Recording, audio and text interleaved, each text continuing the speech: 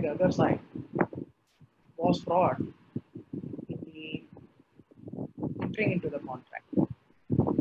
Now, this forced me to do a lot of research on the issue and then come up with the notes of submission based on which I have framed my speech today.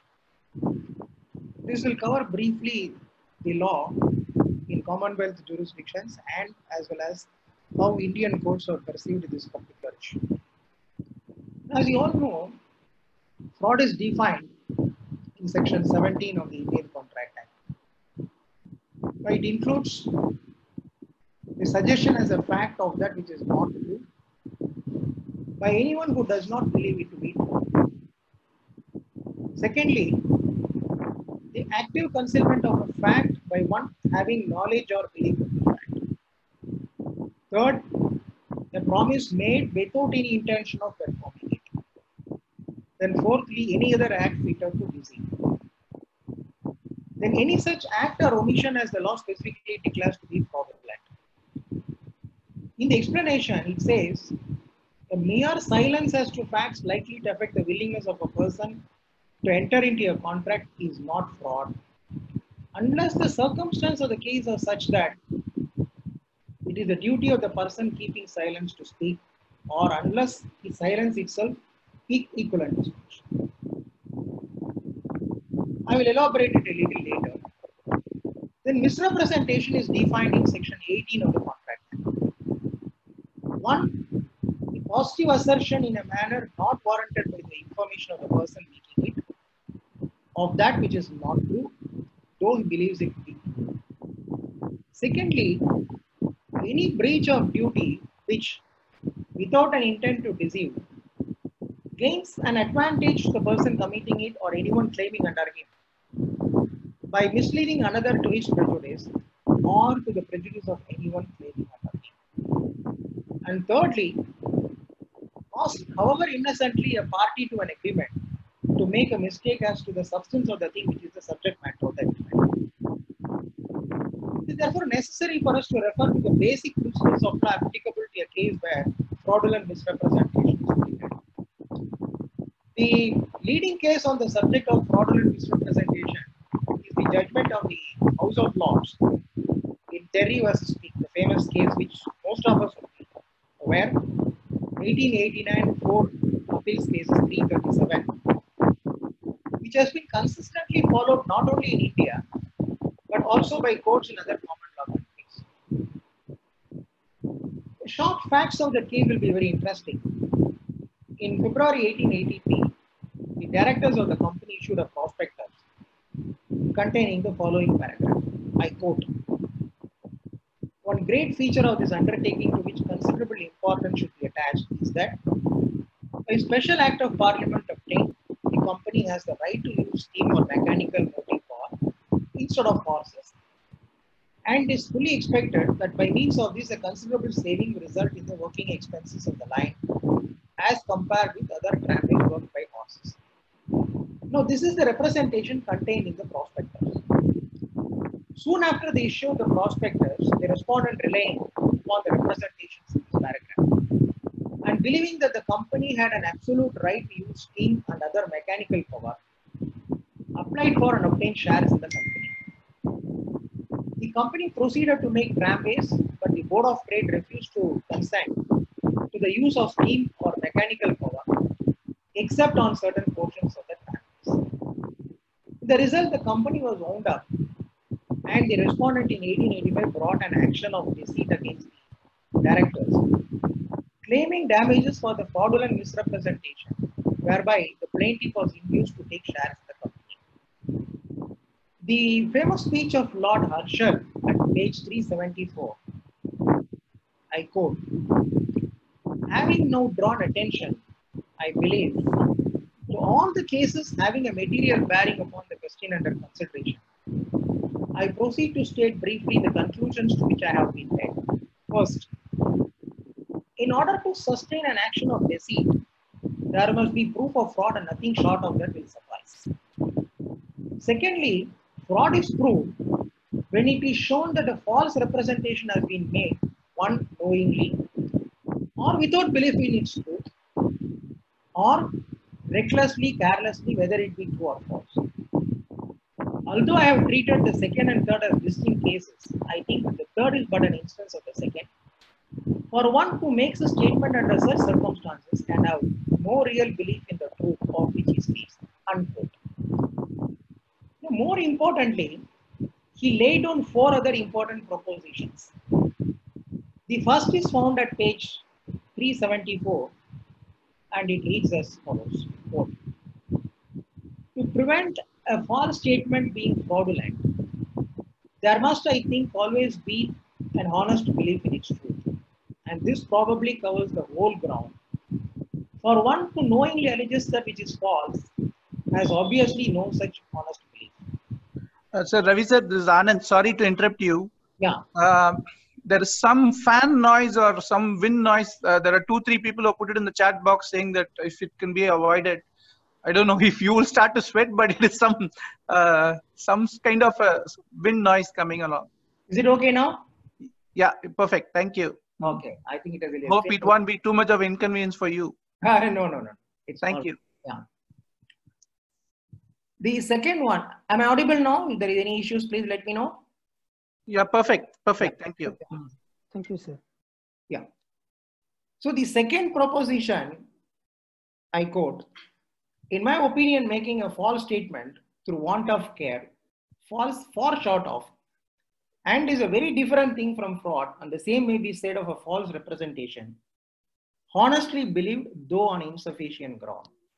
Indeed, Lord Justice Cotton himself indicated in the words I have already quoted that he should not call it fraud, but the whole current of authorities with which I have so long detained your lordships shows to my mind conclusively that fraud is essential to found an action of deceit, and that it cannot be maintained where the acts proved cannot be properly sought on.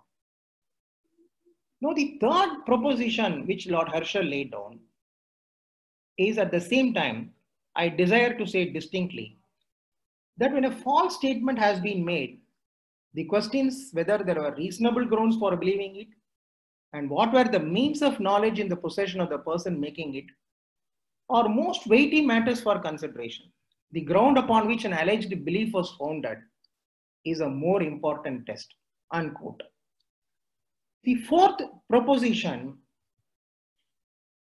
was, quote, at the same time I desire to say distinctly that when a false statement has been made, the questions whether there were reasonable grounds for believing it and what were the means of knowledge in the possession of the person making it are most weighty matters for consideration.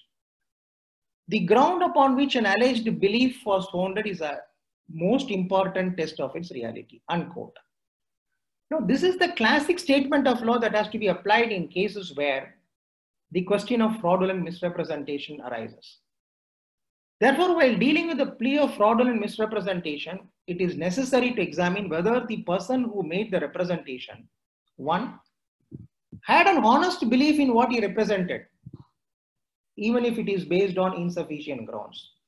Two, had reasonable grounds for the belief in the representation that was made.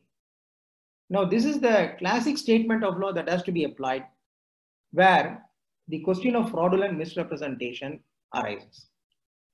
In that case of Derry to speak, it was unanimously held by the House of Lords that there were obviously reasons which had led the directors to make the untrue statement as they honestly believed what they stated to be true and fair representation of the facts. The case filed by Mr. Peake on the basis of fraudulent misrepresentation was dismissed. Then Lord Herschel applied the above principles to the facts of this case by stating the principles have been elaborately left out in read out in pages number 375 and page 377 of the report. I only quote one paragraph.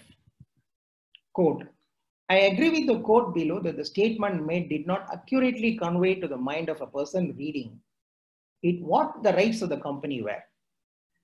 But to judge whether it may nevertheless have been put forward without subjecting the defendants to the imputation of fraud, your lordships must consider what were the circumstances. Now, by the General Tramways Act of 1870, it is provided that all carriages used on tramway shall be moved by power prescribed by the Special Act. and where no such power is prescribed by animal power only. In order, therefore, to enable the company to use steam power, an act of parliament had to be obtained empowering its use. This had been done, but the power was clogged with the condition that it was only to be used with the consent of the board. So it was therefore incorrect to say that the company had the right to use steam. They would only have the right if they obtained the consent of the Board of Trade. But it is impossible not to see that the fact which would impress upon the minds of those connected with the company was that they had, after submitting the plans to the Board of Trade, obtained a special act empowering the use of steam.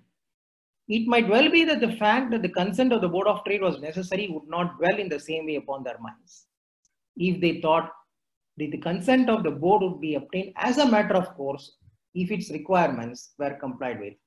And therefore, it was therefore a mere question of expenditure and care. So, on that basis, the House of Lords in Derry versus Speak considered, they held that the directors of the company had reasonable belief that the consent would be given by the Board of Trade, and made the representation in the prospectus, and the action brought against them by Peak was rejected. Now, in this regard, I would also like to refer to a recent case, a very sensational case a few decades back rather, in the case of Barings versus Coopers versus Lebrand, 2002, England and Wales High Court, page 461, Chancery Division, which is equally important in as much as the decision in Derry versus Peak was further explained and followed. The very interesting facts, because this pertains to trading in securities done by an infamous person called Mr. Leeson, who was working for a company called Barings Futures Singapore Private Limited. Now, the case was filed by Barings Futures Singapore Private Limited against Deloitte and Touche Singapore with regard to the audit conducted by them for the year 92 and 93. Deloitte and Touche, they initiated a claim against Mr. Simon Jones, who was the finance director of Barings Futures Singapore Private Limited, under whom the Leeson, the employee Leeson who conducted the trading activity, was working. Now, this employee Leeson conducted parallel trading activity in futures by creating a separate account during 1992-93. Deloitte and Touche audited the accounts of BFS for the period in question.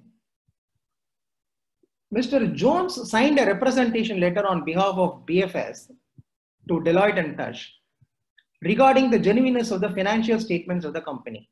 Now, it's normal practice whenever any audit is done by auditors, a director of the company will have to watch for the genuineness of the financial statements produced to the auditors of the company. That representation in this case was signed by Mr. Simon Jones, the finance director. Ultimately, because of the huge exposure to trading in securities, which was completely concealed by Leeson from the books of accounts of the company collapsed and went into liquidation. Consequently, a claim was made against Deloitte and Touche for having conducted audit of that particular period in question, because they failed to discharge their duties as auditors to bring to the light the fraud or the unauthorized trading committed by Leeson, which resulted in the liquidation of the company. Now, Deloitte and Touche in turn made a claim against Mr. Simon Jones based on the representation signed by him, authenticating the financial statement of the company. In para 57, the learned judge quoted the paragraph from the statement of Lord Herschel in Derry versus Peak, mentioned above, as regards honest belief and reasonable grounds for such belief, and posted two questions in para 59. Number one, whether Mr. Jones when he signed the letters of representation, knowing that the statements in the letters were untrue, without an honest belief in their truth, or indifferent as to whether or not they were true. Secondly, whether Mr. Jones signed the representation, knowing that he had no reasonable grounds for making statements, without an honest belief that he had such grounds, or indifferent as to whether he had not. Then the learned judge in para 60 stated that these tests are objective.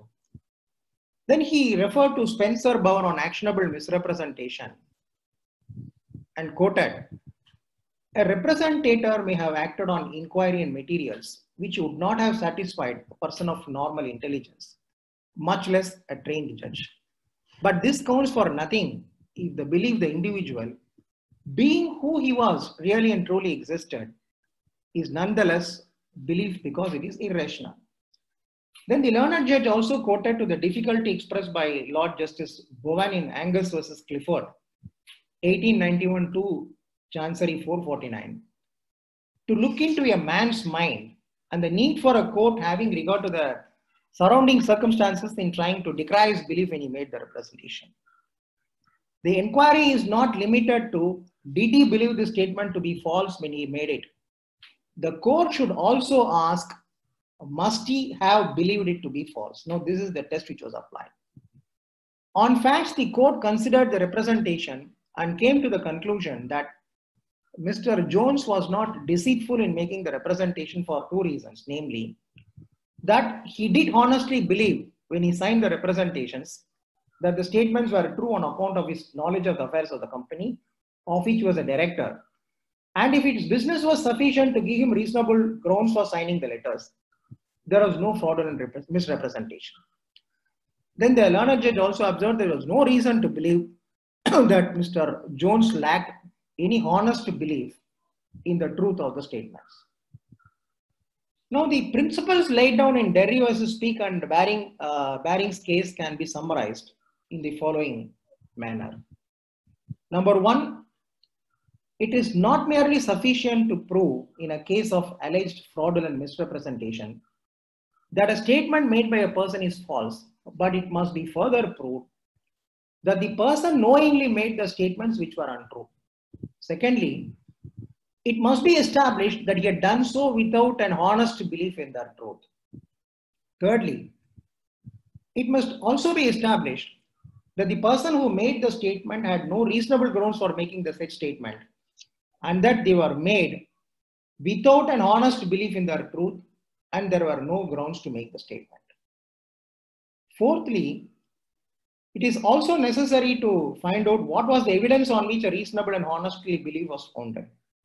And finally, it is not sufficient to ask the question, did he believe the statement to be false when he made it? But the question to be asked is whether he must have believed it to be false. And these are the 5 important summary of the pronouncements which could be culled out from Derry versus Speak and Baring's case, which have been applied consistently by all the courts.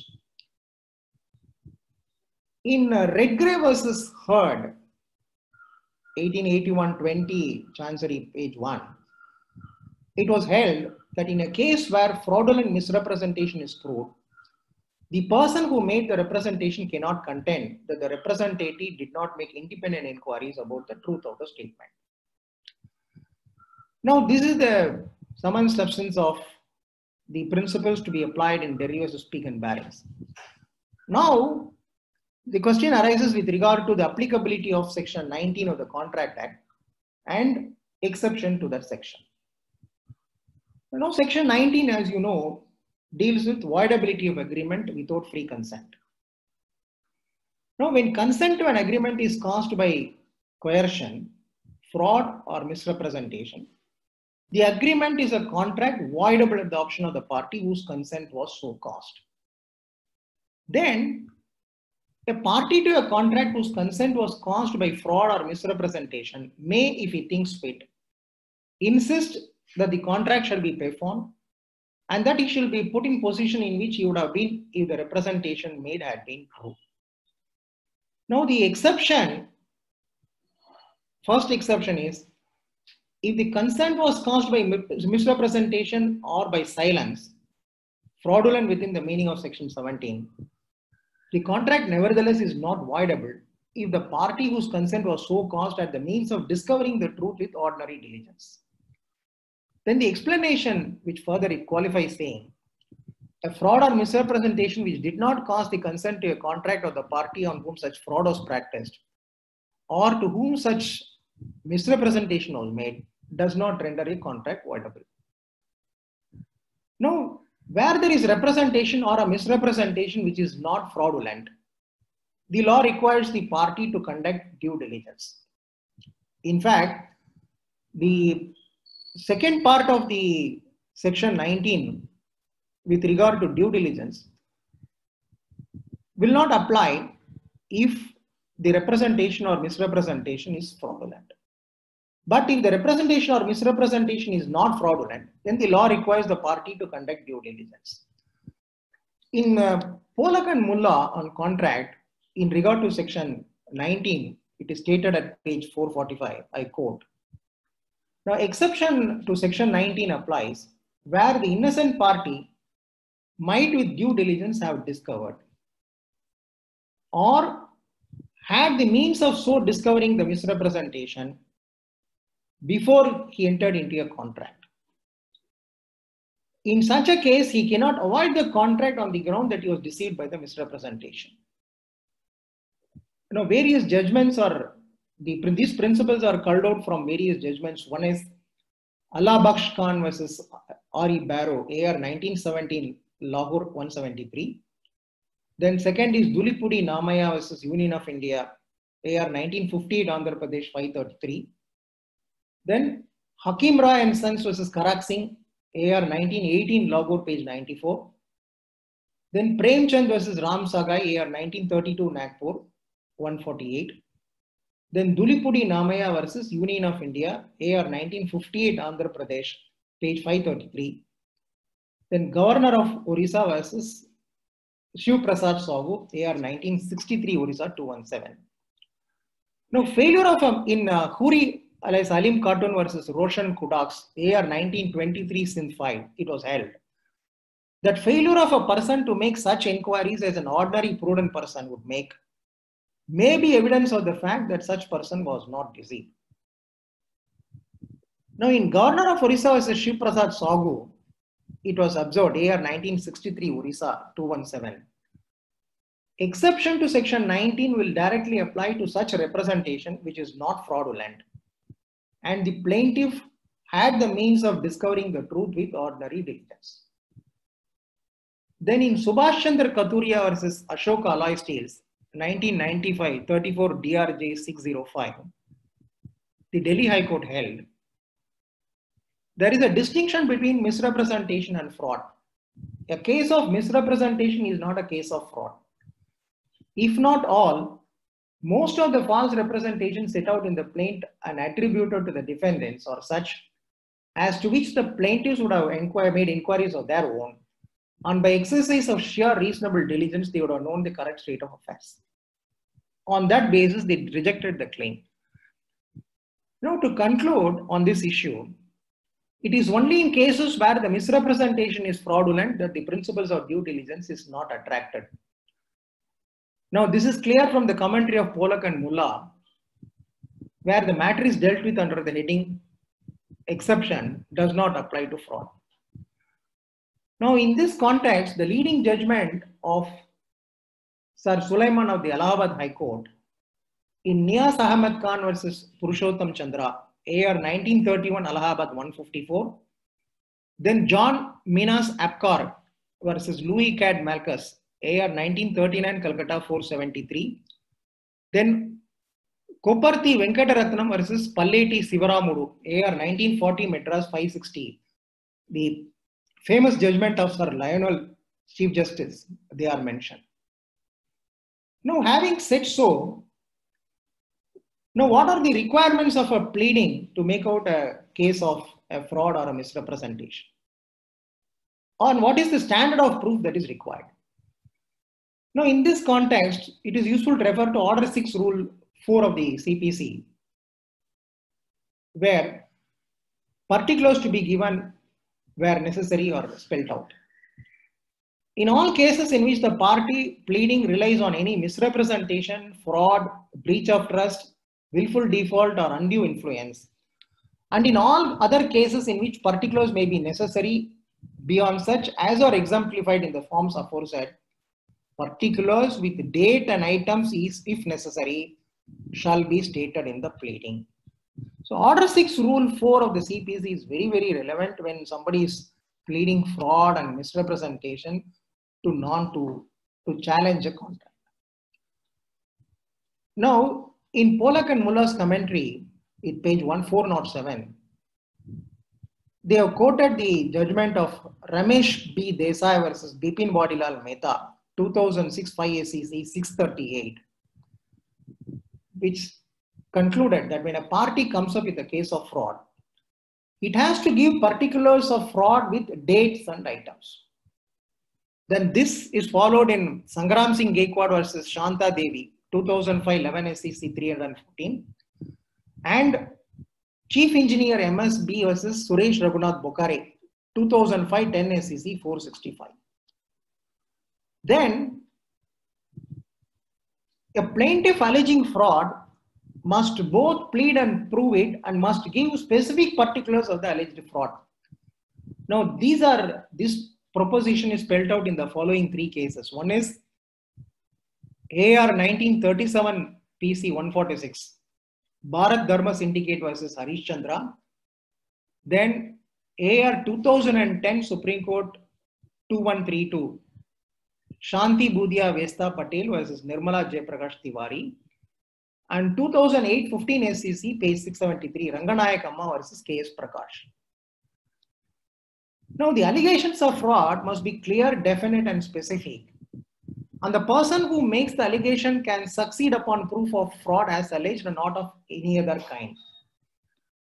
Now, the plaintiff must specifically state particulars of the fraudulent acts and the time when it was discovered.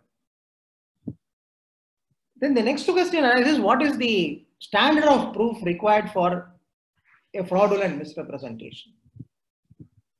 The proof of fraudulent misrepresentation requires a very high standard of proof beyond reasonable doubt.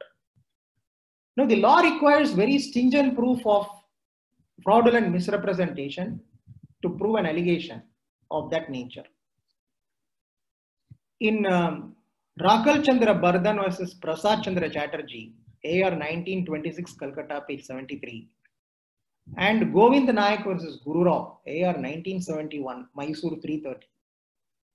The principles laid down are: the inference of fraud is to be drawn only from positive materials on record and cannot be based on speculation and surmises. However suspicious the circumstance, however strange the coincidences, and however grave the doubts, they all cannot take the place as proof of fraud. The evidence of fraud must be sufficient to overcome the natural presumption of honesty and fair dealing and is not to be presumed or inferred lightly. So the charge of fraud in a civil proceeding must be established beyond reasonable doubt. Now, in this regard, the famous judgment in AR 1941 Privy Council, page 93, A.L. Narayana Chettiar versus official assignee, that is laid down as the benchmark. Now, this was followed in Union of India versus Chaturbai Patel in 1976 1 ACC 747. In Ranganayakama versus KS Prakash, which I already quoted, it was held that the level of proof required is extremely high and is rated on par with a criminal trial. Now, the same is the position in the same principles of law applied in Savitrama versus Gurappa Reddy, AR 1996, Karnataka 99, and Alva Aluminium Company versus Grabirel India Limited, 2011, 1 ACC, page 166. Now, the allegations of fraud must be clear, definite, and specific, I said so. And the person who makes an allegation can succeed upon proof of fraud as alleged and not of any other kind. So he must specifically state particulars of the fraudulent acts and the time when it was discovered, because that becomes very relevant for the purpose of limitation. Now, having set out the broad principles governing the issue, a very recent judgment which is fresh in our minds, where the principle of fraudulent misrepresentation was applied, arose in a case involving Daiichi Sankyo versus Malvinder Mohan Singh. A very famous case. You all know Malvinder Mohan Singh and his brother. They are the owners of Ranbaxy Laboratories. Now they entered into because this case I would like to deal with in detail, because this has been, the award of the arbitral tribunal has been upheld by the High Court of Singapore, and it was held to be enforceable under Section 48 of the Arbitration Act by the High Court of Delhi, and ultimately approved by the Supreme Court also. Now, in that case, Daiichi Sankyo entered into a share purchase and share subscription agreement in 2008 to purchase the entire stake held by the two brothers in Ranbaxy Laboratories for a value of nearly 198 billion Indian rupees. They received a total amount of 9,576 crores. Then Daiichi Sankyo had to make an open offer, and they had to purchase shares from the public. So they totally spent a total amount of around 19,804 crores to complete the transaction. Then in December 2008, two of its directors were nominated on the board, but Malvinder continued to be the CEO of Ranbaxy, and due to differences, he subsequently resigned in May 2009. Now, the claim of Daiichi Sankyo arose out of the share purchase agreement. It is their case that during the process of acquisition, Malvinder and his business associates made false representation to the company by concealing a document known as Self-Assessment Report, you can say as SAR, and also about the genesis, nature, and severity of the pending investigation by the US Food and Drug Administration and the Department of Justice against Ranbaxy, thereby fraudulently inducing them to acquire the shares. Then the pleadings which are extracted in the judgment of the Delhi High Court, as is evident, is that in 2004, Ranbaxy had recruited one Mr. Rajendra Kumar as president of the R&D department. And he reported to the company's science committee that Ranbaxy is engaged in data falsification to obtain regulatory approvals more quickly for hundreds of drug products in dozens of countries around the world. Now, he is stated to have prepared this document named as SAR, which had details of the stated falsification. Then, a former colleague of Dr. Kumar, one Mr. Dinesh Thakur, provided a copy of the SAR to the US authorities in 2005-06. And regulatory investigation is said to have commenced sometime in 2006 into Ranbaxy's facility. Then warning letter is stated to have been issued to Ranbaxy for violation of the good manufacturing practices and FDA regulations. Then various other steps were taken by DOJ and FDA. And it is the case of Daiichi Sankyo that Malvinder Singh and his close business and family associates were fully aware that the SAR document evidenced widespread fraudulent practices in the and Ranbaxy. And they misrepresented and concealed the existence of SAR or any document of that nature, reporting that Ranbaxy had intentionally fabricated data for regulatory submission to various regulators, or the fact that the US government was in possession of such document. Now, the respondents, the petitioners contended that but for the fraud, they would not have acquired Ranbaxy shares at all, and therefore they suffered loss and damages. Then they contended that they came to know about that in November 2009 and entered into a compromise with FDA in 2011, and they paid a penalty of, the company rather paid a penalty of $500 million to resolve all the potential civil and criminal liability. So they claim to have suffered direct, indirect losses as a result of having entered into the agreement, relying upon the false picture painted by the misrepresentation and active concealment of material facts by Malvinder Singh and his agents during the course of negotiation. The tribunal framed an issue as to whether the brothers have falsely, fraudulently misrepresented or concealed from the claimant the source and severity of the company's regulatory problems. Quite interestingly, the tribunal consisted of 3 arbitrators, 2 foreign arbitrators and 1 Justice Ahmadi.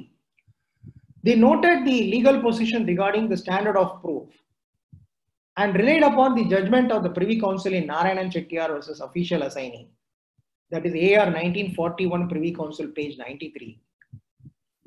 They found that the legal position that the claimant had to discharge the higher burden of proof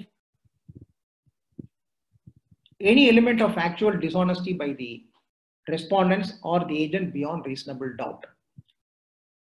Then, based on the evidence on record, the tribunal applying the principles in Narayana Chettiar's case concluded that Malvinder and his associates, they did not disclose the SAR and acted fraudulently and dishonestly, misleading the claimant about the genesis and nature of the US regulatory investigations and deliberately concluded the document from the claimant.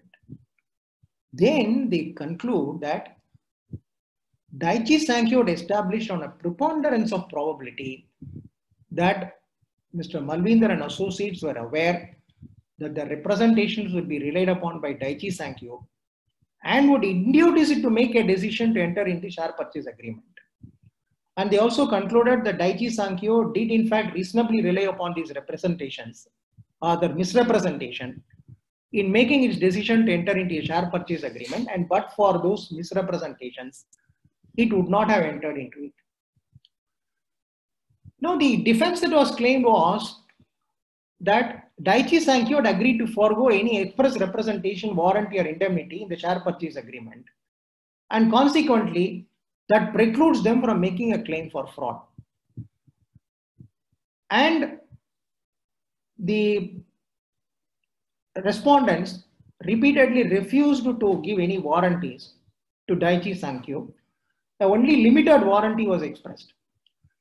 Now, the tribunal, after considering the case laws on the issue, concluded that Malvinder and associates cannot hide behind any absence of express warranty in relation to the accuracy of statement and express immunity provision. And they cannot excuse themselves when they are found to have deliberately misled Daiichi Sankyo either by way of misinformation or withholding information. The tribunal concluded that as a matter of public policy, liability for fraud cannot be simply avoided by express or implied agreement. The tribunal also concluded that Section 17 of the Contract Act, an act of fraud cannot be avoided by any express or implied agreement. Then the tribunal relied upon various judgments of the Supreme Court which enunciated the principle that fraud unravels all and concluded that Daiichi Sankyo is not precluded from making a case of fraud, notwithstanding the absence of any express representation or warranty or indemnity in the share purchase agreement. Now, the tribunal also concluded that the elements of Section 17 of the Contract Act have been satisfied, and there has been a willful misrepresentation by Malvinder to defraud Daiichi Sankyo to enter into the share purchase agreement. Now,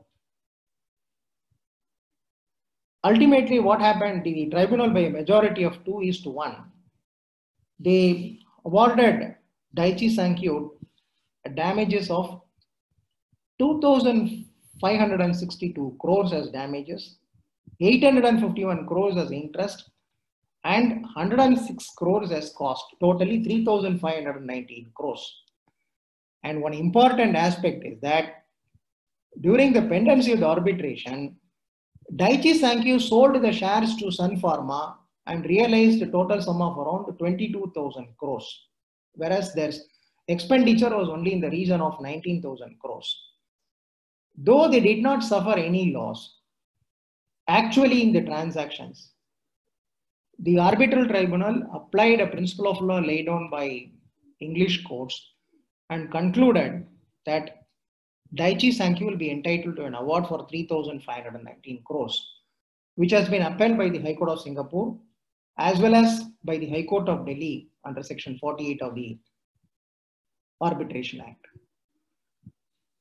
Now, in this context, there are a few issues also which collaterally arises. What happens is, normally the plea of fraud or misrepresentation is taken when the claimant finds that the contract contains a limited liability clause. So when the contract contains a clause limiting the liability, normally the plea of fraudulent misrepresentation is pleaded and a contention is sought to be taken that the limited liability clause will not apply if the contract is induced by fraud and misrepresentation. Now, basically, the damages for breach of contract and damages for fraudulent misrepresentation or deceit are totally different and are separate and distinct causes of action. Now, in McGregor on damages, they held that damages for fraudulent misrepresentation do not arise out of a breach of the terms of the contract, but arise outside the contract. Now, I quote a paragraph at page 1668 of McGregor. Quote, this important point is best illustrated by the case where the contract induced by the deceit is one for the sale of shares to the claimant. Assuming a contract for the sale of shares by the defendant to the claimant induced by defendant's fraudulent misrepresentation as to their value, this misrepresentation is not a term of the contract, that there is therefore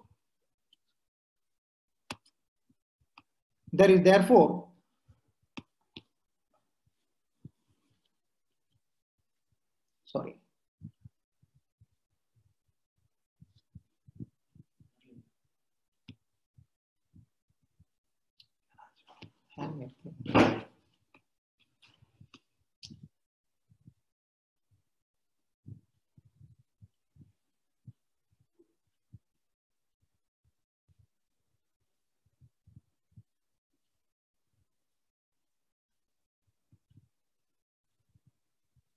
Sorry, there was a problem in my.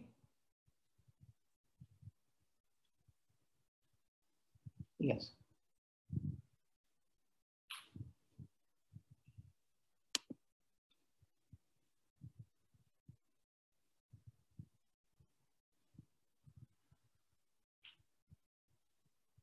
Now, the question that often arises is whether a party can claim damages for fraudulent misrepresentation to circumvent the limited liability clauses for breach of contract. It is now well recognized in law that in a case of fraudulent misrepresentation inducing him to enter into a contract, the claimant can file an action for damages for breach of contract or for damages for fraudulent misrepresentation. Now, this principle is laid down in Professor Attaya's Introduction to the Law of Contract, 6th edition, page 206. They say that in respect of a plea of wrongful misrepresentation, the English law, unlike in some legal systems, allows for concurrent liability in tort and contract. A single element can be both an undertaking giving rise to a contractual liability and a misrepresentation giving rise to liability in tort. And there is no reason the victim of both a broken promise and misrepresentation should be able to choose on which basis he wishes to recover. So therefore, where there is misrepresentation in the contract itself, it is open to the person to whom the representation is made to choose to file an action for damages either based on breach of contract or on the basis of tort of misrepresentation. Now we shall assume that the said option is also available in a case where there is more misrepresentation in the contract, but where the said misrepresentation was before entering into the contract, being the reason for entering into the contract, and that even in such a case, the said person has the choice to file an action for damages for breach of contract or damages for fraudulent misrepresentation. But one important thing is, An action for damages for breach of contract cannot be converted into an action for fraudulent misrepresentation, as the cause of action is totally different. And even if an amendment is sought for converting an action for breach of contract into one for fraudulent misrepresentation, the said amendment is liable to be dismissed, and Privy Council and Supreme Court are very clear on this point. There is an elaborate discussion to deal with the question whether a party can be allowed, while attempting to convert an action for damages for breach of contract, into one for damages for fraudulent misrepresentation. The Supreme Court of Canada in Central Trust versus Rafus reported in 1986 to SCR 147 held as follows, I quote, "A concurrent or alternative liability in tort will not be admitted if its effect would be to permit the plaintiff to circumvent or escape a contractual exclusion or limitation of liability for the act or omission that would constitute the tort. Subject to this qualification, where concurrent liability in tort and contract exists, the plaintiff has the right to assert the cause of action that appears to be most advantageous to him in respect of any particular legal consequence." Now, this proposition was laid down after an exhaustive consideration of the common law, and quite interestingly, that was a case where a solicitor was sought to be proceeded against in a claim for damages for giving a wrong legal opinion with regard to the validity of a mortgage. This discussion was based on the liability of a solicitor arising out of a contract as well as tort. Now, the entire gamut of judgments have been referred to. Then, in that case, the Supreme Court also referred to the judgment of the Privy Council reported in 1985 to All England Reporter 947. That is Tai Hing Cotton Mill versus Liu Chong King Bank, where the Privy Council spoke against concurrent liability as a matter of general principle, but held without deciding whether the customer had a duty in tort as well as in contract, that in any event it could not be any greater than that imposed by the implied term of the contract. Now, it is on the basis of the judgment of the Privy Council in Tai Hing Cotton Mill, the Supreme Court of Canada relied for the purpose of laying down its proposition. Now, the judgment of the Supreme Court of Canada has been quoted with approval by the House of Lords in Henderson versus Merit Syndicates Limited, 1995, 2 Appeal Cases 145. The speech of Lord Gough of Chevley at page 191 extracted the portion from the Canadian judgment that tort action is not permissible if it is intended to circumvent the limited liability clause, and their lordships agreed with the view of the Canadian judgment. Now, in Halsbury's Laws of England, it is stated as follows, I quote, "The House of Lords has approved the following statement as indicative of the extent to which the claimant in such a case may choose to sue in tort rather than in a contract. A concurrent or alternative liability in tort will not be admitted if its effect would be to permit the plaintiff to circumvent or escape a contractual exclusion of limitation of liability for the act or omission that would constitute the tort. Subject to this qualification, where concurrent liability in tort and contract exists, the plaintiff has the right to assert the cause of action that appears to be the most advantageous to him in respect of any particular legal consequence." More generally, the House of Lords held that the breach of contract will not amount to tort, where the imposition of a tortious duty would be so inconsistent with applicable contract. Now, thus, if the claimant chooses to sue in the tort of negligence, he cannot escape any exclusion or limitation of liability contained in the contract itself, or seek to impose a higher standard of care than that allowed for under the contract, but he may obtain the benefit of incidental advantages that fall outside the contract, unquote. So therefore, assuming that a person has the choice to file an action for damages for breach of contract or for damages in tort, he cannot be permitted to sue for damages on the basis of fraudulent representation with a view to circumvent the limited liability clause.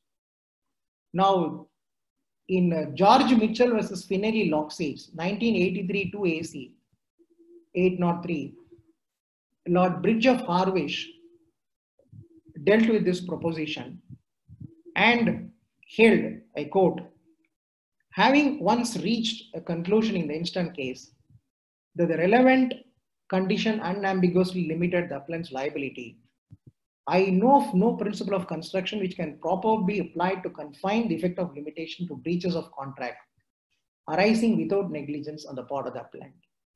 In agreement with Lord Denning, I would decide the common law issue in favor of the appellant. Now, insofar as the measure of damages is concerned, the Supreme Court has dealt with the second part of the section 19 of the Contract Act in the case of Trojan and Company versus Nagappa Chettiar in AR 1953 Supreme Court 235.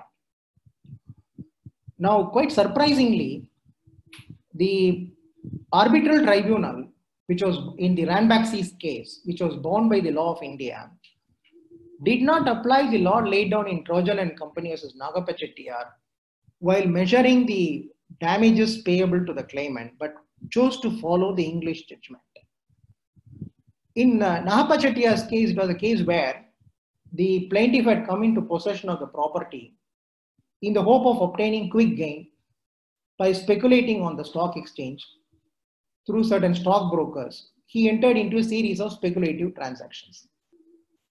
Then actual facts had been misrepresented to the plaintiff on account of which the share prices fell drastically. When a claim was made, the Supreme Court held as follows, I quote, now the rule is well settled that damages due either for breach of contract or for tort or damages, which so far as money can compensate will give the injured party reparation for the wrongful act and for all the natural and direct consequences of the wrongful act.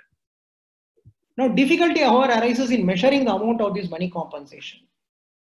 A general principle cannot be laid down for measuring it, and every case must to some extent depend upon its own circumstance. It is, however, clear that in the absence of any special circumstances, the measure of damages cannot be the amount of the loss ultimately sustained by the representative.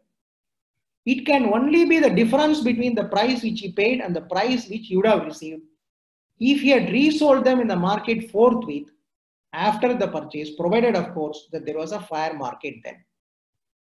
The question to be decided in such case is that what the plaintiff could have obtained if he had resold forthwith, which he had been induced to purchase by the fraud of the defendant. In other words, the mode of dealing with damages in such a case is to see what it would have cost him to get out of the situation. That is, how much worse off was his estate owing to the bargain in which he entered into. Now, and quote, if this proposition had been obtained by has been applied by the arbitral tribunal, then the results could have been different in Ranbaxy's case. But unfortunately, in respect of conclusions of the tribunal with regard to measure of damages, the higher courts, especially while dealing with an appeal before the Singapore High Court as well as under Section 48, they were having very limited jurisdiction. And I am confident that the Ranbaxy's case would have been different if the principle enunciated in the Trojan's case was applied. The Supreme Court had quoted the law laid down by McConnell versus Wright in the judgment, and it also recognized the rule laid down by Lord Justice Cotton in Peake versus Derry that was also referred to. So the measure of damages in that case was laid down based on the second part of Section 19. Then a very interesting issue is that while dealing with the objection under Section 48 in the Ranbaxy case, the Delhi High Court in 2018 247 DLT 405 had extracted the entire case on the issue. And they also referred to a judgment of Delhi High Court in Gaurav Monga versus Premier Inn. 2017 one High Court cases, Delhi, page 159. I quote, as far as India is concerned, the aforesaid provisions provided for the consequences of a pre-contract misrepresentation, which is the basis of the plaintiff's suit.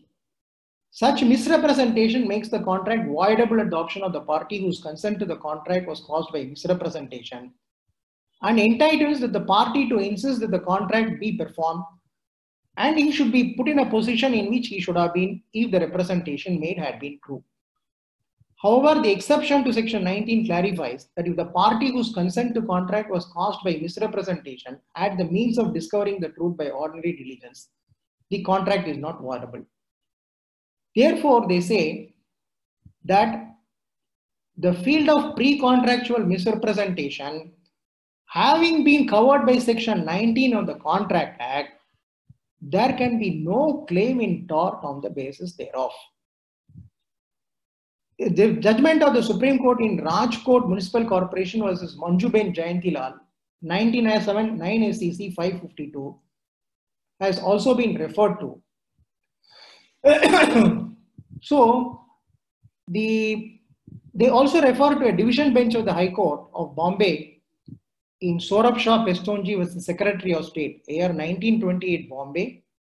Then Sika Promoters versus National Agricultural Cooperative Marketing Federation in 2013 202 DLT, where it is held the only remedy of a party to a contract for omission of a material fact is one under section 19 of the Contract Act, and finding that the plaintiff therein had to wait too long, the remedy of rescission was held to be no longer available, and finding that the plaintiff had already been put in a position as if the representation had been true. Hello? The judgment of the Supreme Court of Canada in Douglas versus Kuhn was also relied upon. So, the court held that because of section 19 of the Contract Act, there is no such duty qua matters which could have been discovered with ordinary diligence. Then Nagpur High Court in Premchand versus Ram Sagai also dealt with the case of misrepresentation, and they concluded that the remedy would lie only in respect of section 19 of the Contract Act. In the case of willful representation or fraud, the injured party has two remedies, one for action for damages for deceit, or which is an action in tort or ex delicto. So the court held that under section 19 of the Contract Act, the remedy for avoiding the contract is given. And further, there is a remedy that the parties whose consent by fraud or misrepresentation may insist that the contract shall be performed, that he shall be put in a position in which would have been if the representation had been true. Now, the interesting portion is the court held that these remedies in substances are the two remedies given in English law on contract in a case where consent has been induced by fraud. But both under the English and Indian law, it must be proved that the consent of the party who claims to avoid the contract was actually caused by fraud or misrepresentation, that he was actually deceived. Now, in division bench of the Bombay High Court in Saurabh Singh versus Pestonji was Secretary of State, they said that the entire remedy is unnecessary to go into the English law because ultimately it boils down to section 19 of the Contract Act. And at best they can say they should be entitled to put in the same position as if the representation that was made was true. Then in Gaurav Mongia versus Premier in India, the Delhi High Court held that if damages are recovered by establishing a breach of statute, that would be the sole remedy available. So there can be no claim in tort in a case of fraud in view of the fact that the field is covered by section 19 of the Contract Act. So Delhi High Court and as well as Bombay High Court seems to take a view that in a case of fraud, the only remedy is to apply the principles covered by the second portion of section 19 of the Contract Act, and it is unnecessary to go into the distinctions made by the authorities in English law. Now, the judgment of Delhi High Court follows the division bench of the Bombay High Court in Saurabh Singh Pestonji was Secretary of State. So these are the broad contours of the law relating to fraudulent misrepresentation. So the line of judgments of the Indian court is that they do not make a distinction between the claim for damages in tort and contract, and the entire field according to the Indian courts is covered by section 19, and the explanation and exception to those sections will have to be applied. But one legal position which has been upheld is that the resort to a claim under tort cannot be made to avoid the limited liability clause if it arises in a contract, if it exists in a contract. So the general perception is that to avoid the limited liability clause, if the claim could be converted into a claim for deceit or misrepresentation or fraud, then the limited clause would not apply. But that is actually not the correct legal position. And a slight departure is made by on that aspect, there is concurrent view of the Indian courts. But as far as the distinction between claim under tort and contract is concerned, the Indian courts seem to hold that section 19 of the Contract Act holds the field. Now, this is the sum and substance of the discussions which I would like to place before you. Thank you. Thank you, sir. Now, let's proceed with the question and answer session.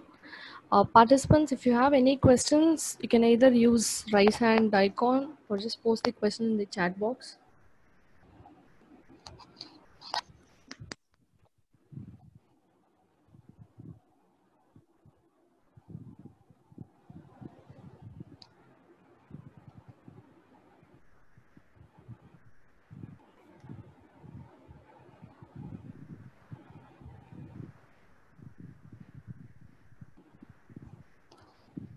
Okay, I think they don't have any questions.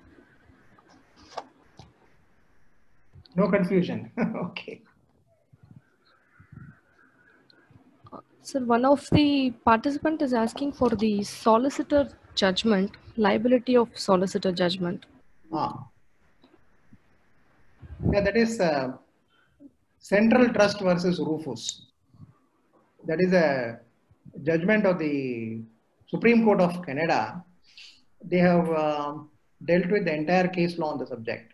I'll just give you the citation. Central Trust Company versus Rufus, 1986, 2 SCR, page 147.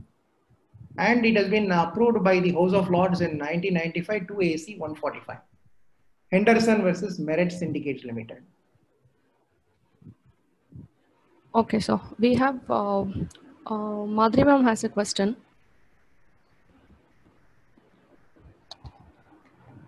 Sir, morning, sir.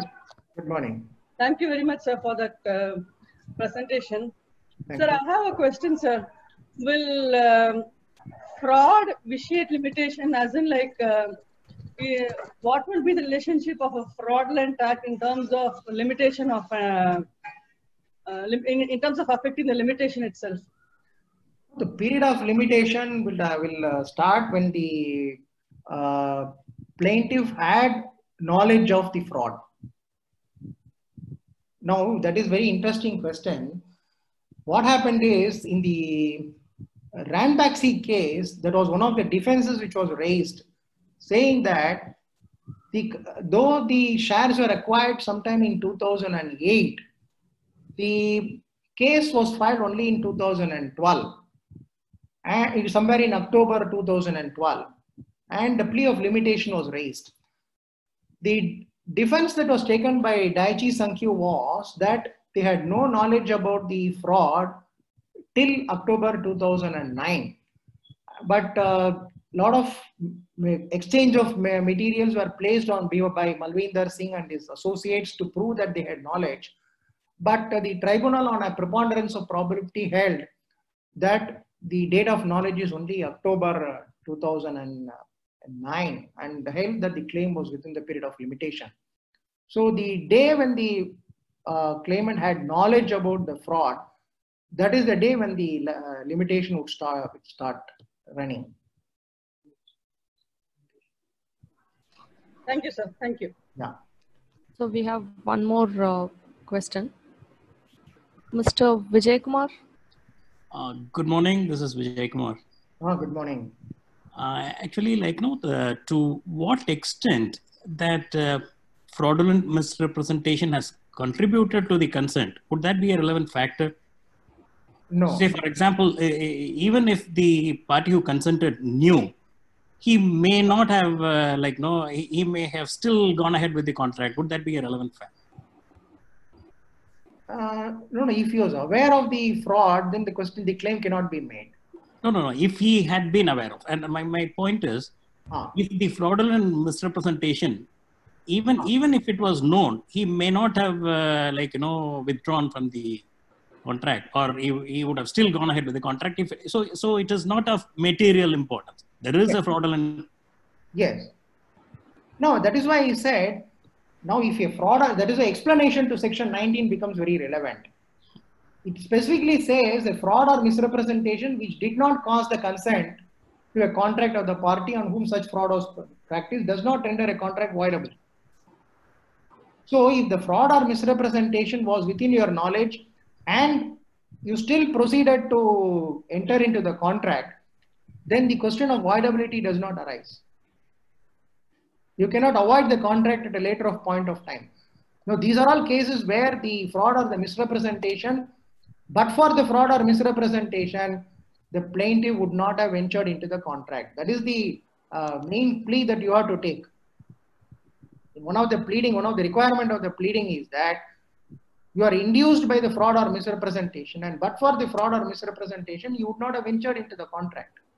So if you had chosen to waive the fraud or misrepresentation, then the question of avoiding the contract at a later stage will not arise. I think I didn't make it clear. The point is the consenting party was not aware of. Okay. So the party who made the fraudulent misrepresentation, can he take a defense that misrepresentation was not that serious in nature? So even if the party had known at the time of entering into contract, this would not have led to the party withdrawing from the contract or not proceeding with the contract. No, that cannot be the plea. In fact, in one of the judgments, I also specifically dealt with this issue. The question whether it is material or not is not the relevant factor. Right. Yeah, exactly. That was the question. That answers my question. Yes. Thank you.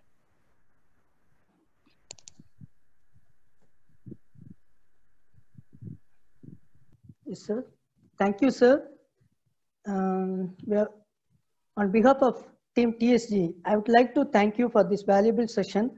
Thanks for contributing your valuable time and sharing your wide knowledge about the topic. You have used many international judgments and you have done a lot of research, and you have especially the judgments like Parings Future Singapore, Dalshini Shankai versus Malvinder Singh, all those things explain this section 17, 18 and 19 about the Indian Contract Act, which is about the topic. Thanks for your valuable time, sir, and thanks to all the participants on behalf of TSG team. Thank you. Thank you, sir. Thank you, sir. To all the participants, we'll have another session tomorrow. We request you all to kindly join us. Thank you, sir.